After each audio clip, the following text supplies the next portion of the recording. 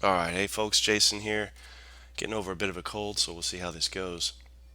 With this particular episode, I'd like to focus on the designer's notes that were included in the Squad Leader game.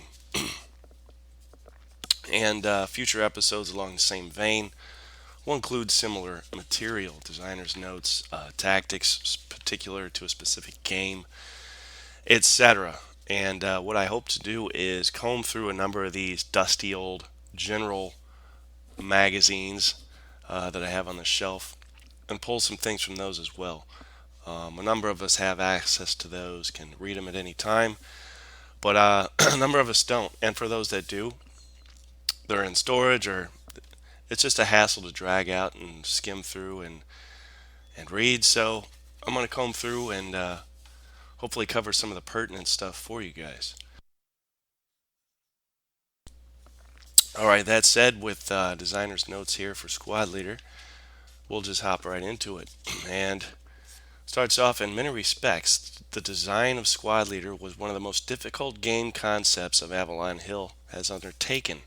Infantry combat in World War II was incredibly complex. There was a vast array of different weapons, tactics, and national characteristics, each of which was unique in its own way. These differences usually reflected each combatant's national and cultural traits. Furthermore, there was the irrational aspect of all men. Under fire and stress, an individual man or squad could conceivably do nothing. Examples of incredible cowardice alongside incredible heroics were commonplace. The infantry fighting of World War II was a melting pot of tactics, skill, nerve, luck, and sudden death. The results of a mistake were immediate, a group of bodies lying motionless in the street. There were indeed standard battle drills, but more often the results depended more on the nerve and skill of the actual platoon or squad leader who was there on the spot. It was his instant decision that usually made the difference between success and failure. Often, his decisions, no matter how right, could be warped by the unpredictable dictates of fate. It was the ultimate stress situation. The actual simulation of this type of fighting has been done previously, but only on the complex and elaborate scale of highly detailed miniatures rules. Throughout the design of Squad Leader, high emphasis was placed on playability. In many respects, we wanted Squad Leader to return to the earlier Avalon Hill concept of the beer and pretzel war game. Yet, it was also to create a game that really captured the fluidity and unpredictable nature of infantry combat. To capture this and retain the playability that was wanted, we centered the basic design around the concept of abstraction. This is a rather sophisticated design technique whereby the game designers are not as interested in what actually happened as they are in the effect of that event. Once we centered our thinking on effect, it became clear that no matter what actually happened on the infantry battlefield in terms of the participants, the possible outcomes were really quite limited. For example, it made no difference whether a squad was fired on by another squad, racked with a machine gun, shelled by a mortar, blasted by a hand grenade, overrun by armor, or shocked by the death of a veteran officer. One of three things would always occur. Either there would be no effect, they would be eliminated, or they would be discomfited. No matter what weapon is used against them, its effect had to be one of the aforementioned. Hence, if the combat system simply gave the battle results in terms of those effects, it would be possible to factor in any event in terms of effect. This simplified the matter of how to go about simulating combat. We could use a combat resolution system that would result in either an elimination, a no effect, or some degree of demoralization. It was imperative that it be flexible enough to capture the entire spectrum of events. At this point, examine the infantry fire table and consider the range of events. Since we use a 2 dice system, there's basically a range of 11 different possibilities, ranging from 1 and 36, which could be considered super good, to 1 and 36 that could be considered super bad every time a fire group attacks. Furthermore, by linking that into a morale check system that also utilizes a 2 die roll range, the actual possible variance extends from a 1 in 1,000 event to an almost sure thing. So much for showing how really sophisticated the quote unquote simple squad leader system is. Another important consideration is the level of command. In most of the scenarios, the actual game player is the company commander, with his fire groups being squads and platoons.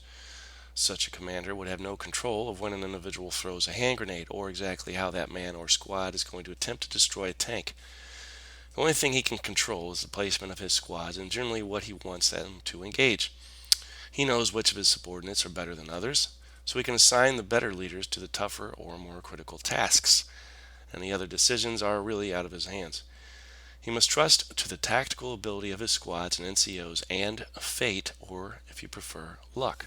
For the first time, we now have a game that truly captures this problem of command. Each counter represents from 4 to 10 men, and exactly how or what they do in terms of weapon utilization is really quite random. You can only hope they keep their nerve, shoot straight, and generally follow orders. The ground scale of 1 hex equals 40 meters gave us a reasonably good playing area that would show the difference in effective range of weapons and the space to deploy up to a battalion. We also decided to completely abandon the standard full hex definition of terrain, where all terrain effects completely fill the hex and everything is resolved on that basis. Instead, we decided to let the nature of terrain be more natural. This meant a whole new method of determining line of sight and other peculiarities. But the effort gave us a game board that is beyond a doubt the most realistic tactical display ever published. With all the buildings being unique in size and shape, there is an almost infinite combination of blind spots where a squad could hide, as well as an incredibly large number of unsuspected but clear fire lanes. In calculating the ranges of the various weapons, a certain amount of fudging had to be done, particularly when one is juggling such concepts as weapon range, effective range, and tactical range. Each one has different connotation. As an example, weapon range is actually the distance that weapon could shoot with some accuracy, while effective range was its best and most useful range. Tactical range is the range at which it was most often used against the enemy.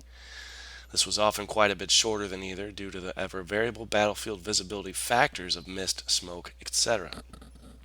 The game range we decided upon was somewhere between tactical and effective as our base, and then fudged from there. One point that counted for a lot of our forced fudging was the range of some of the shorter weapons versus the size of a street. No, by no stretch of the imagination were all European streets 40 meters wide. In reality, many were often less than 40 feet, but all our streets by ground scale were gigantic boulevards. Wrong. So some things like submachine guns and flamethrowers were liberalized so that you could fire effectively across a typical alley or street. But what of the ever popular hand grenade? Since grenades are used under 40 meters range, they contributed to the devastation of point-blank fire and close combat. To do this, we simply assumed that grenades were common and would be used and factored them in by making adjacent and same hex combat very deadly.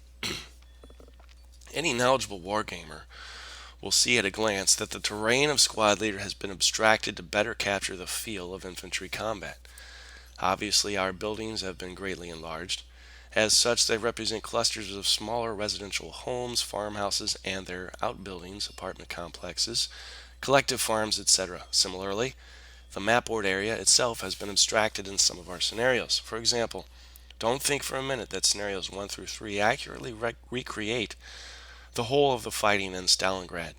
The Dzerzhinsky Tractor Works alone was an immense complex that could not adequately be betrayed by 8 of our city map boards. Indeed, the Germans didn't succeed in breaking into the tractor works until October 14th, after 200 German tanks had assaulted the outer defenses.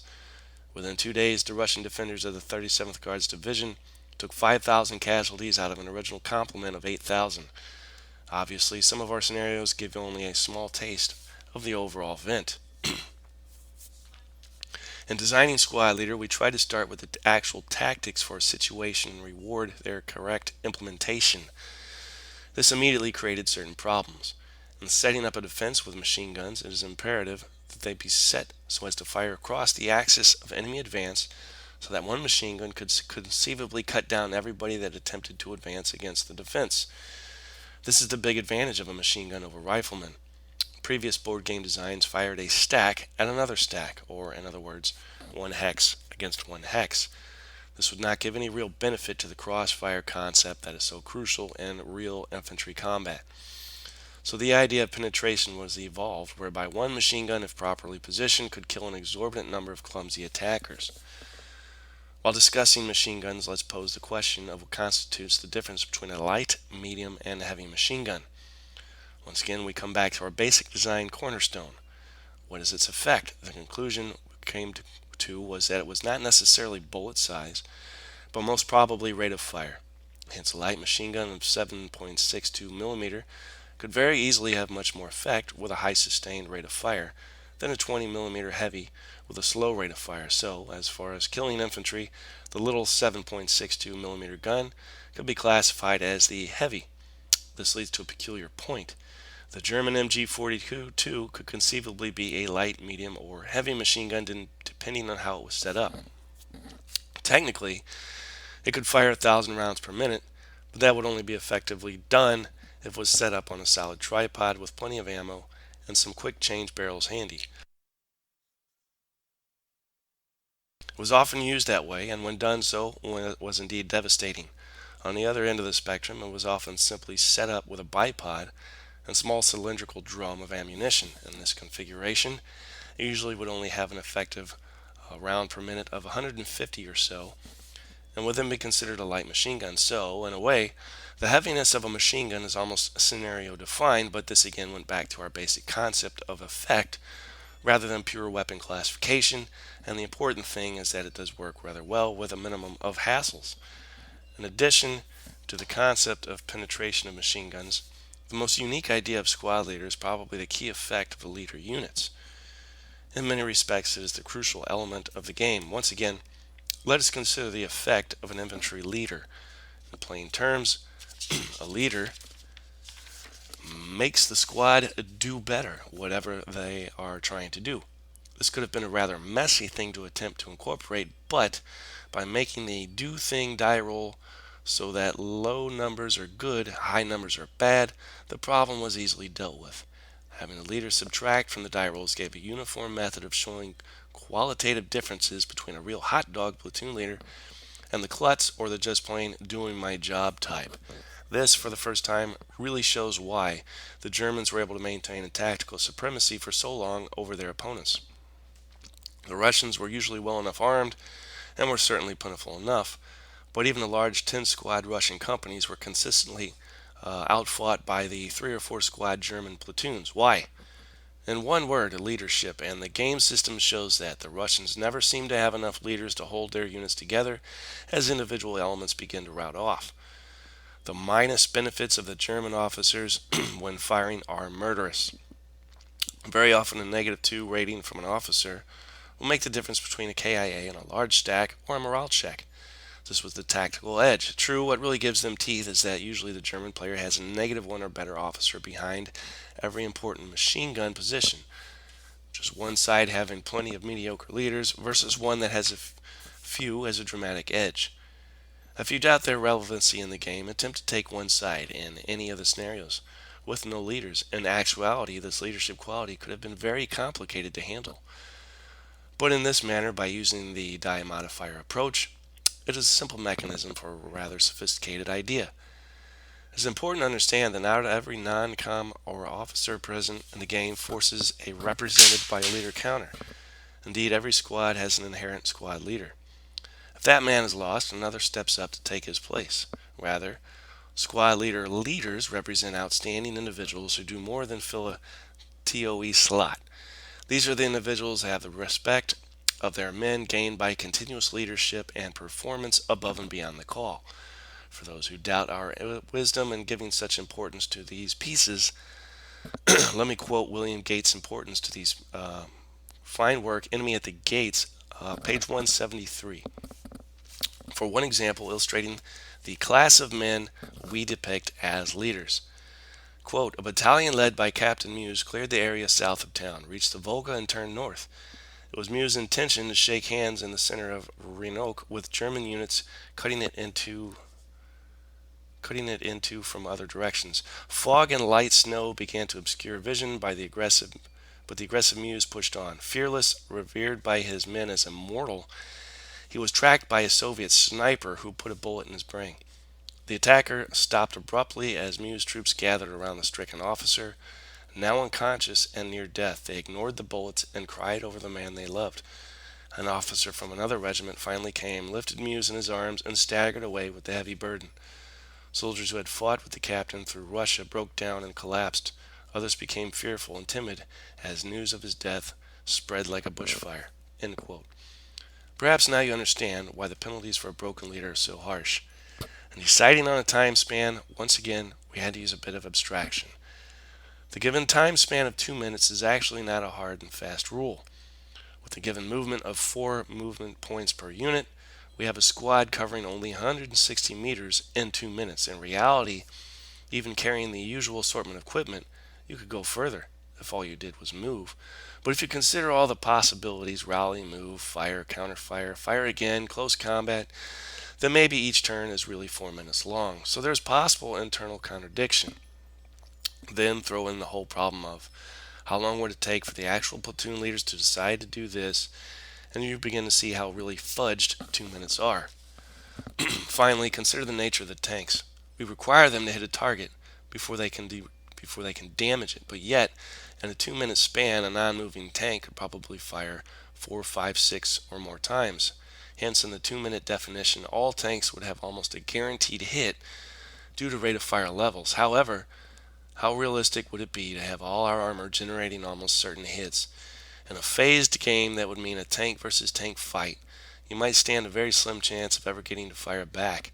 Then again, if we consider the problem of actually seeing a target from a buttoned up tank, particularly some infantry scurrying about in a building, well, perhaps it would be rare that you would get a shot off at all.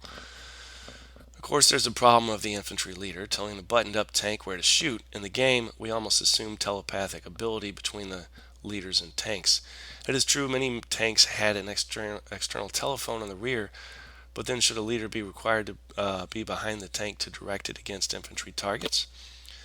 In the later Pacific battles, that was exactly what it was done. Not wishing to get the game that cluttered, we decided to stay with our telepathic leaders. But the whole point of the discussion is a question of time span.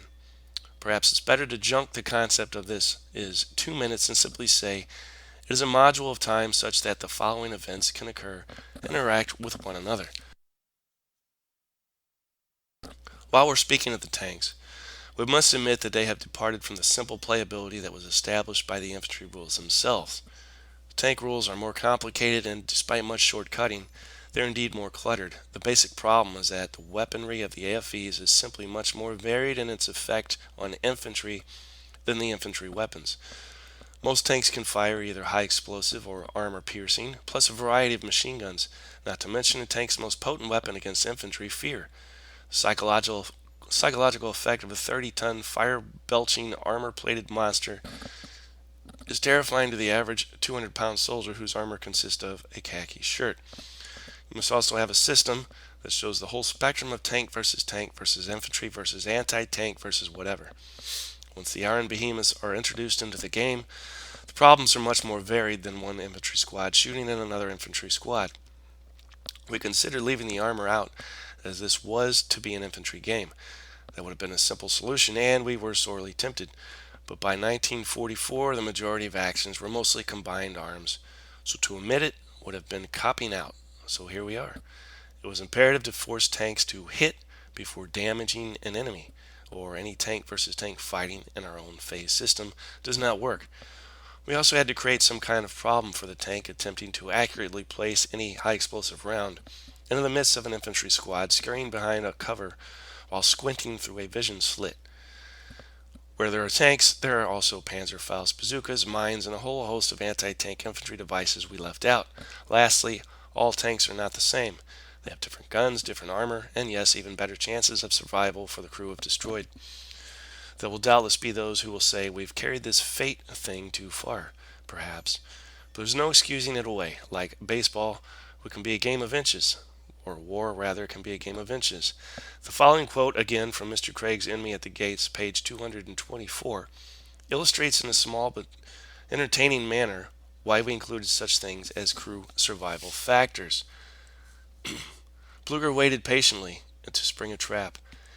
He had stationed his 75mm anti-tank gun to his right, out in no man's land. When the first tank crawled up from the gully, the sergeant fired a purple, very light into the sky, and the 75 roared. The shell cut through the tank turret and passed on into open air before it exploded. Two Russian soldiers tumbled out of the T-34 and raced madly back up the hill. Pfluger was tracking one through his sights when he suddenly thought, "My God, if you've been that lucky, who am I to shoot you now?" He lowered his rifle and let the man go. The above also goes a long way to explain why trucks aren't automatically eliminated when hit by an armor-piercing round. If you want to accurately portray the Americans, you really should have jeeps, half-tracks, scout cars, and piles of trucks. To portray U.S. infantry in the field without a used car lot assortment of vehicles, to put it bluntly, would be un-American. All in all, then, our armor rules are a compromise, but are not as playable as the infantry rules. But they are probably more playable than the other single tank versus infantry versus gadget rules yet presented either in a board game or miniatures format, and still taking into account most of the relevant differences. As a postscript to this, you might consider what was left out. At one point, we had a scenario with a flail tank. It was a fairly common infantry vehicle, but we decided to leave it out simply due to the problem of how to factor the "now I'm having my flail tank attack his infantry with the flails." How was that resolved? In many respects, the game was growing in response to the immediate play testers who wanted more and more. This led to multi-level building effects, blowing out a wall, and starting fires. It was amazing how many playtesters wanted fires so they could see their opponent's squads literally toasted. And as one thing led to another, infantry fighting meant assaulting fortified positions complete with bunkers and minefields. So layer by layer, the basic playable squad leader game became a rather complex multi-level endeavor. At this point, we had to face the question, had we created a Frankenstein? Had we lost the elegant simplicity of the basic squad leader system? In a sense, we had, but that was primarily because we kept adding more and more into the advanced scenarios. Take away the vehicles and the special equipment, and the game was still as playable as ever. Many compromises had been made, but we had captured much of the national differences between the Germans, the Russians, and the Americans.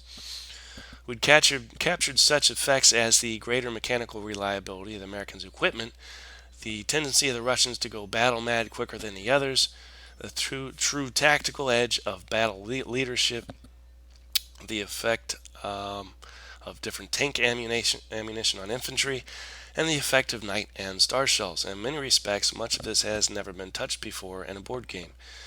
Yet the vast bulk of all the data needed to play Squad Leader is still contained on the reference tables and on the counters themselves. To play the game, you still have to refer to the little beyond that. The final point is that not that Squad Leader is complex or that it is playable, but rather how playable it is considering how complex and varied is its subject.